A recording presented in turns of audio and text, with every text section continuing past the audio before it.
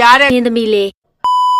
ကျမဘလို့နေလေ နေစီကနိုးနဲ့တိုက်နှခမ်းကဒီနှခေါင်းမှာတက်ကတ်မျက်လုံးကကြီးလိုက်တော့လဲဟိုပါလေဖက်ပြက်ကိုမှတောက်ဖက်နဲ့6လက်မနဲ့တက်နင်းလိုက်တယ်လို့မျက်လုံးကဒီလိုဒစ်ကုံပြူးနာ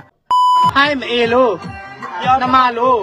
မျက်နှာတက်ပြီးဆဲပေးခြင်းနဲ့မျက်နှာမရှိဘူးမျက်နှာမရှိဘူးမျက်နှာစပုတ်ကြီးဖြစ်နေတာမရှိဘူးမျက်နှာလုံးချောဖြောင်ကြီးအလဲမှာဟနေတယ်အလဲမှာဟနေတယ်သမင်းစားတာမဟုတ်ဘူးလီးစားတာ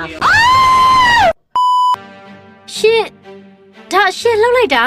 နေကဘဝဆက်တိုင်းလေးတကြိုပြီးသားသားကြီးကိုပိုင်ဆိုင်ရလိမ့်မယ်နော်တကူလုံးအမဲသွားလေရကားတိုက်မယ်သွားလေရမွေဝေးကြိုက်မယ်နော်ညဘက်ကြီးသွားလဲလူတကာနင့်ကိုခလုတ်တိုက်မယ်နင့်စပတ်ကိုတက်နင်းမယ်နော်ပန်းကြံသွားရင်ပန်းကြံမှာနင့်ပေါ်တက်ခွပြီးလိုးကြမယ်နင့်ကိုမမြင်ရလို့